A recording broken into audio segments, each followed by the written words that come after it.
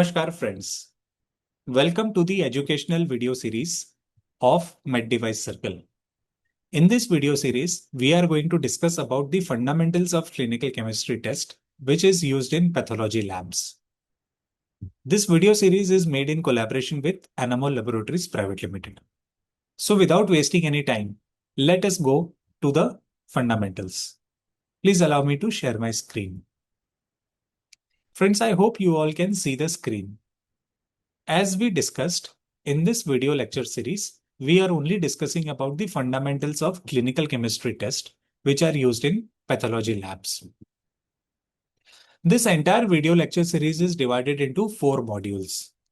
In the first module, we already covered the basics of photometry, where we discussed what is wavelength, what are complementary colors, what is Beer-Lambert's law, how Beer-Lambert's law is applied in IVD industry and pathology labs, what are the components of colorimeter, and what is the difference between colorimeter and spectrophotometer.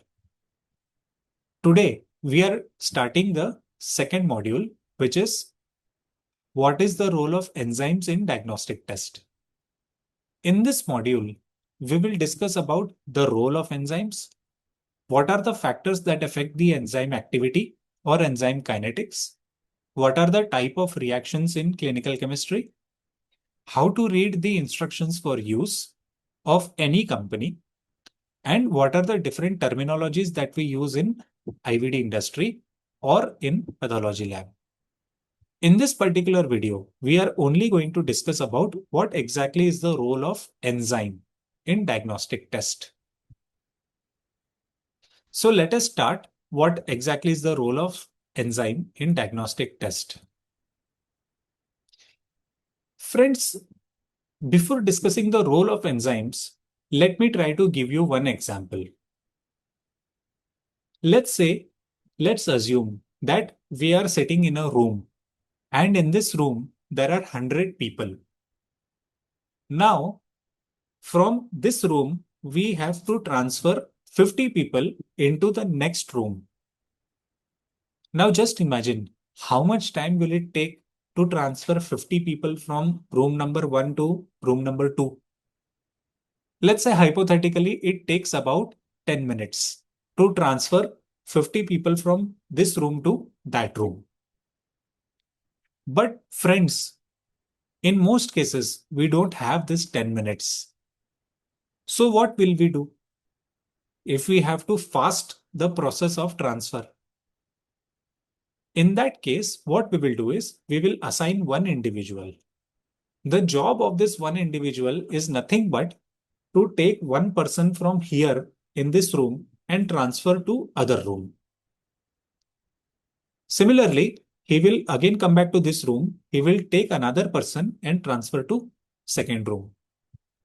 So if that one person is dedicatedly doing this job, then the time taken for 50 people to transfer from one room to another room will be reduced. From 10 minutes, it might take only up to 1 minute. And within 1 minute, 50 people will be transferred from this room to that room. Now, this one person who did the job, this one person is, in our scientific language, it is called as catalyst. So catalyst is any molecule that increases the speed of reaction. So enzymes are nothing but they are catalyst. And we see that enzymes are present in our human body because in human body, there are many reactions that keep on happening. But we don't have so much of time for the reaction to complete. Otherwise, our human body will not function.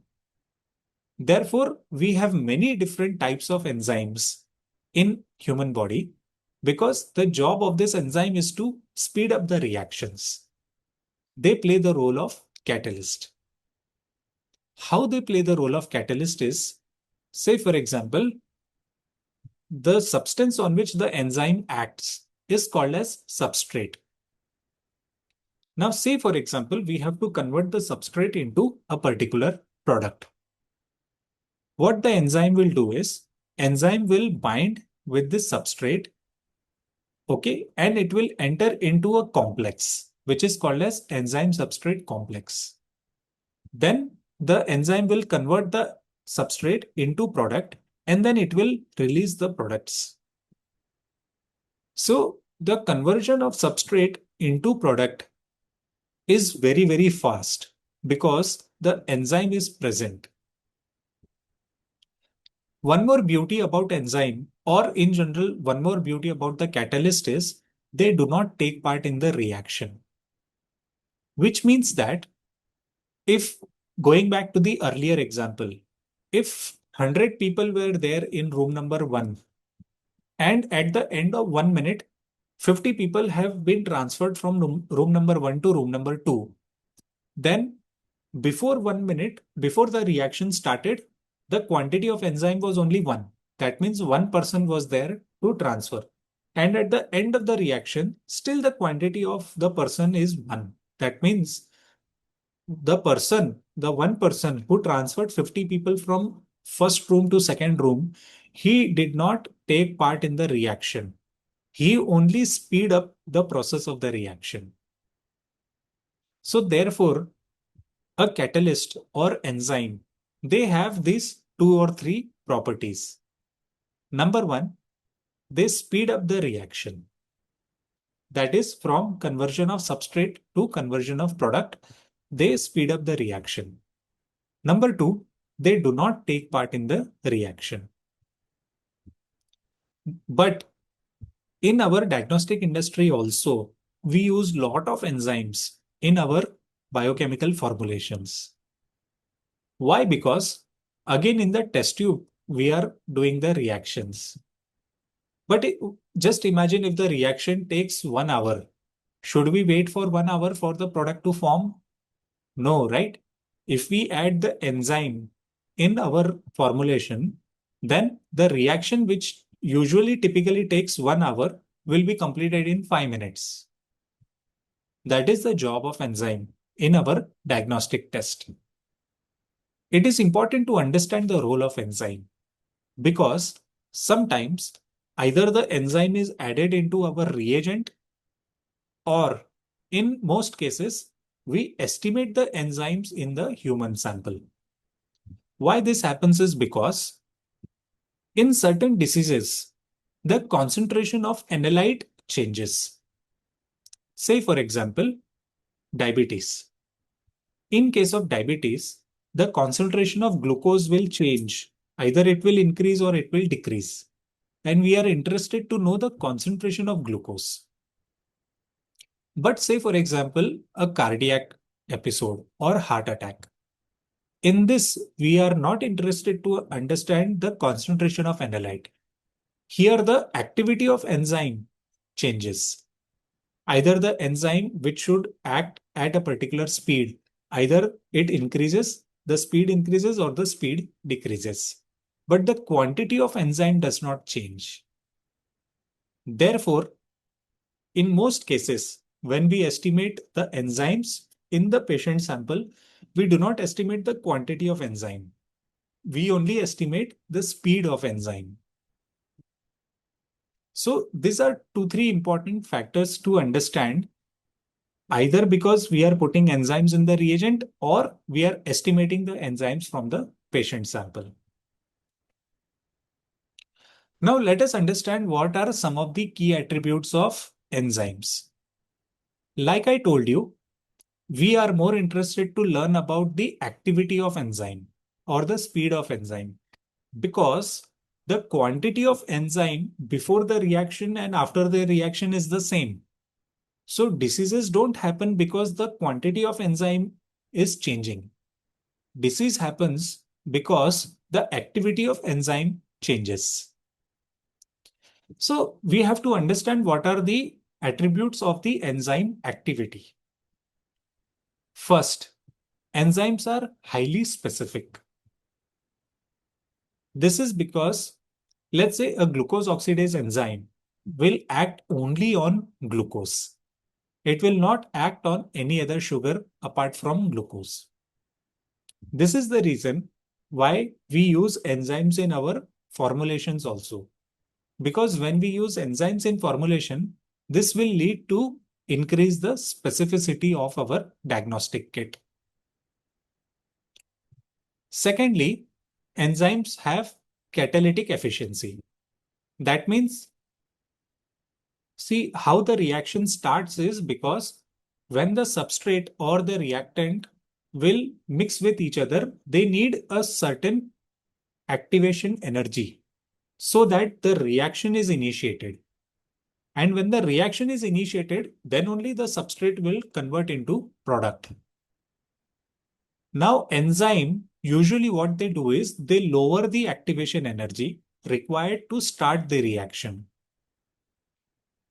This is how enzyme actually starts the reaction faster and they complete the reaction faster and forms the product faster. Secondly, we also have something called as reaction rate.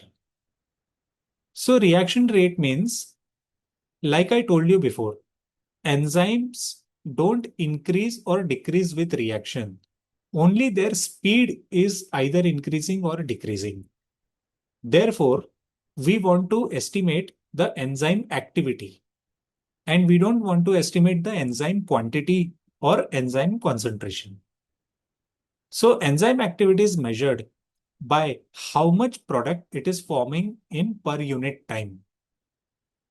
Which means that if let's say per unit is 1 minute, if I have to estimate the activity of enzyme in terms of 1 minute, then I will estimate how much product is formed per minute or how much substrate is consumed per minute. This will tell me the reaction rate. Also, enzyme activity depends upon lot of other factors because enzymes to perform the reaction at a particular rate requires certain environmental factors to be constant. Like for example, the pH or the substrate concentration and etc. and etc. If we change the environment in which the enzyme is present, then the activity of enzyme will also change. Therefore, we have to understand that for the enzyme to show maximum activity, we need to maintain the environment in which the enzyme is showing the reaction or maybe producing the product. Friends, I hope that in this video, you have understood what exactly are enzymes, why they are used, why they are present in human body, why we don't estimate the concentration of enzyme, why do we estimate the activity of enzyme, and what are the key attributes of enzymes. We will try to understand more in detail about the enzymes in our future video series. In this video, if you have any doubts or if you want to ask any questions or if you want to give any suggestions, please use the comment section. This will help us to improve our videos. Thank you very much, friends, and I will see you in the next video.